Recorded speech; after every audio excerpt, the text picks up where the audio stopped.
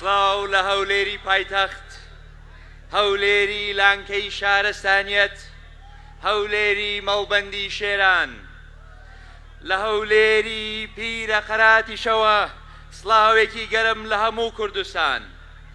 سڵاو لە شەقڵاوەی هەمیشە سەوز و هەمیشە بەهار، سڵاو لە بالیسان و شێخوەسانی کیمێباران، سڵاو لە وراتی کۆیە و مەکۆی گەورە پیاوان، سڵاو لە ڕواندوزی میری سۆران، سڵاو لە برادۆست و نەوەکانی میری میران، سڵاو لە خەبات و لە چۆمان، سڵاو لە مێرگە سوور و مەخمور و خەراج و کەندی ناوە و شەبامەک و بەڕانەتی و سۆران. ئەی یەکشەم لەر ئەربیلی لەر هەولێری لەر،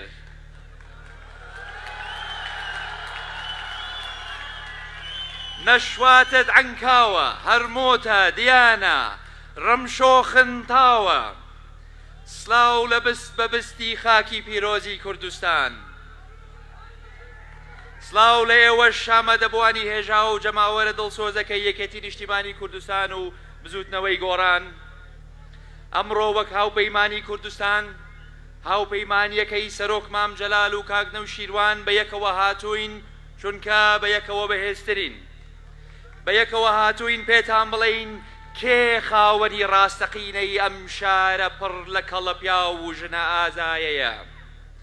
هەولێری مەردایەتی، هەولێری پێشمەرگایەتی.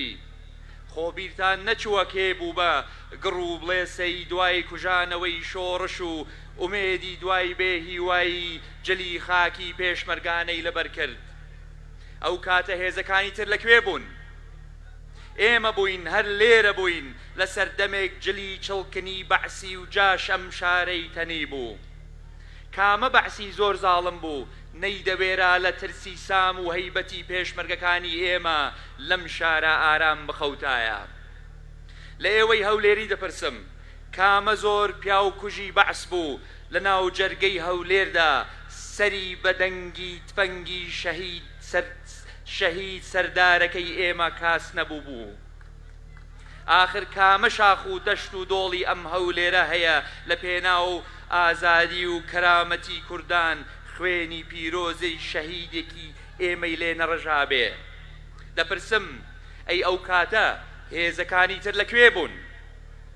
ئەی مەگەر ڕاپەڕی نەمەزنەکەمان هەر مامی کوردان عەرابی نەبوو؟ کاکردنەوە ئەندازیارەکەی نەبوو؟ تۆ بڵێ کەسێک هەبێ ئێستەش بە نەعرەتەی لە باوکی ڕێناسەوە بۆ شانە چەکدارەکانی بروست تەزوو بە گیانی دانێت؟ ئاخر چۆن بیرتان دەچێ؟ ئەی مەگەر شێرەکەی هەولێر جەنابی کاکۆسرەت نەبوو هەولێری کردە یەک پارچە گڕی مەردایەتی و ئاڵای ئازادی لەسەر پیرە خەراتی شەخاند؟ ئامادەبوانی ئەزیز، هەولێریە سەربەرزەکان، سۆرانی دەبەری شەهیدان، باڵەکایەتی لانکەی شۆڕش کۆی و خۆیەکان. ئێمە هاتووین بە هەمان ڕۆحەوە، بە هەمان ڕۆح و ورەوە خاوەنداری لە هەولێر بکەین و هەولێر بگەڕێنینەوە بۆ هەولێریەکان. ڕاستە هەولێری هەمووانە و پایتەختی کوردستانەکەمانە، بەڵام بەر لە هەر کەسێ هەولێر هی هەولێریەکانە. ڕاستە هەولێر گۆڕاوە، پڕ بووە لە سیتی و لە بینا و لە باڵەخانەی بەرز، بەڵام من لە ئێوە دەپرسم چەندی ئێوەی هەولێری سوودمەند بوونە لەو خێر و بێرەی ئەم شارە؟ ئێوەی هەولێر چەندە سوودمەند بوون لە بینا بەرزەکان و لە سیتی و لە زەویەکانی گرانبەهاکانی ئەم شارە؟ دەوترێ هەولێر بووە بە دوبەی.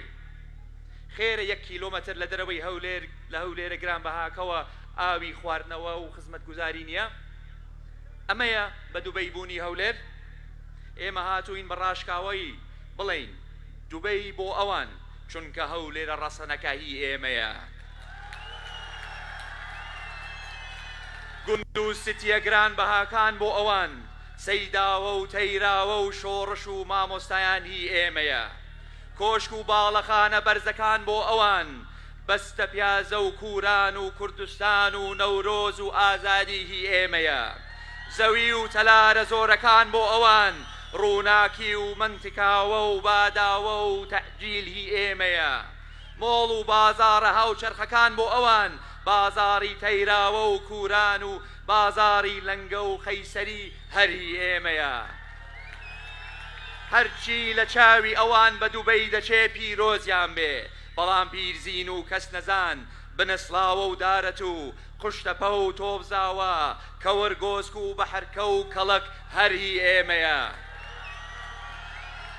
بەڕاشکاوی دەڵێم ئێمەی هاوپەیمانی کوردستان ئەم جارە بە یەکەوە هاتووین تاکو و خاوەنداری لە پایتەختەکەی خۆمان بکەین هەر وەک چۆن ئەو کاتە هەمومان لە شۆڕشی نوێی پێکەوە بووین هەر وەک چۆن ئەو کاتەی مام جەلال و کاکەنەوە و کاک کۆسرەت و هەواڵ و هاوڕێ قارەمانەکانی تریان پێکەوە بوون هەر ئێمە بووین لە ڕۆژە ڕەشەکانی حکمی بەعستا خاوەنداریمان لە هەولێر و هەولێریەکان دەکرد هەمووش باش دەزانن ئێمە چۆن و کەی هەولێرمان لێسێنرا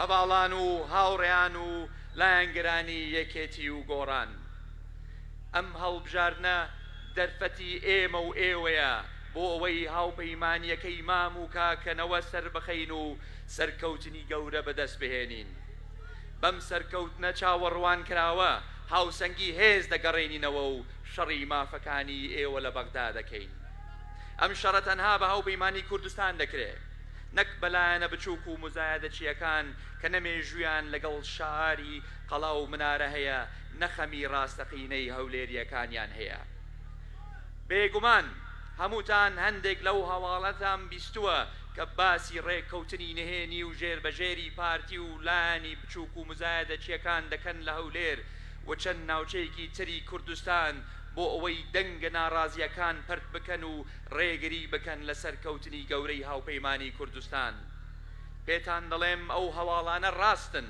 دەزانن بۆ لەبەرەوەی لە دەنگی خەڵکی ناڕازی هەولێر دەترسن لەبەرەوەی لە ئێوەی نیلی پۆش و خوێن سەوزەکان دەترسن لەبەرەوەی دەترسن ئێوە بە دەنگەکانتان کۆتایی بەم ناهاوسەنگیە بهێنن بۆیە دڵنیابن و ئێمە دڵنیاین پشت بەخوا و بە دەنگ و ئێرادە و هیمەتی ئێوە لە هەولێری هۆڵەکۆ بەزێنەوە لە هەولێری بەعەستەزێنەوە لە هەولێری شێری کوڕ و کچانەوە لە هەولێرەکەی جەنابی کۆکەسکا کۆسرەتەوە سەرکەوتنی گەورە ڕادەگەیەنین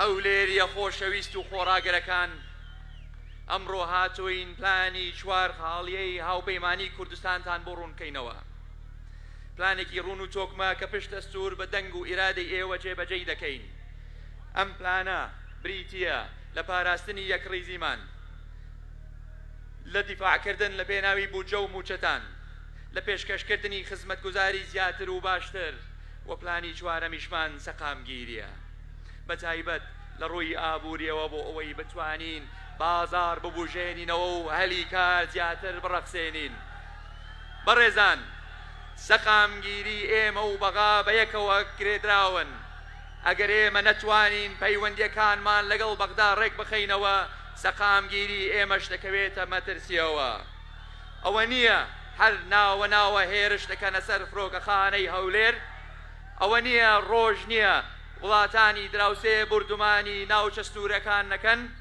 پلانی ئێمە ئەوەیە کە بەڕێخستنەوەی پەیوەندیەکانمان لەگەڵ بەغدا و بە هاوکاری هاوپەیمانەکانمان لە بەغدا کۆتایی بەم دەستدرێژیانە بهێنین بۆ سەر هەولێر و هەرێمی کوردستان بۆیە داواتان لێ دەکەم ڕۆژی دەیدە لە پێناو سەقامگیری و لە پێناو بەهێزکردنی پێگەی هەولێری پایتەخت دەنگ بدەن بە هاوپەیمانی کوردستان ڕۆژی دەیدە بە دەنگدانتان بە هاوپەیمانی کوردستان خاوەنداری لە هەولێرەکەی خۆتان بکەن خاوەنداری لە ئازادی خۆتان بکەن ڕۆژی دەیدە بە دەنگدان بە هاوپەیمانی کوردستان بۆ هەمیشە کۆتایی بەسەر کێشە سیاسیەکان بێنن و ڕێگا مەدەن جارێکی تر هەرێمەکەمان بکەوێتە ژێر هەڕەشە و مەترسیەوە ڕۆژی دەیدە بچنە سەر سندوقەکانی دەنگدان و خەونی هەردوو سەرکردەی مەزنمان مام جەلال و کاک نەوشیروان بەدی بێنن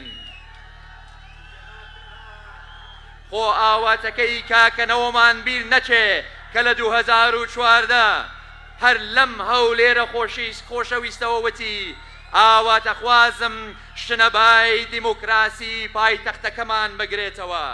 ئێستا منیش پێتان دەڵێم ئەگەر دەتانەوێ ئاواتەکەی کاکەنەوەی هەمومان بێتەتی شنەبای دیموکراسی هەولێر پایتەخت بگرێتەوە، ئەوە بە هەموو تواناکانتانەوە بڕۆنە سەر سندوقەکانی دەنگدان و لیستی هاوپەیمانی کوردستان سەر بخەن.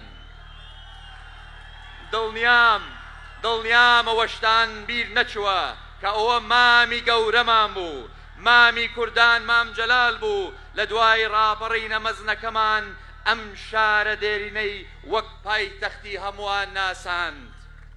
بۆیە دڵنیابن ئێمە خاوەنی ئەم دوو سەرکردە مەزنە بین، خاوەنی ئەم هەموو شەهیدە بین، نەدەست لە هەولێر هەڵدەگرین و نەخۆمان لە خاوەندارەتی ئەم شارە دەدزینەوە.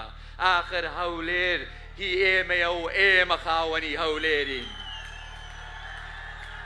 هەر لێرەشەوە و لەم هەولێرە سەربەرزەوە مەبەستمە ڕووی قسەم بکەمە ئەو کەرکووکیە ئەزیزانەی نیشتەجەی هەولێر و سلەیمانی و شارەکانی تری هەرێمی کوردستانن.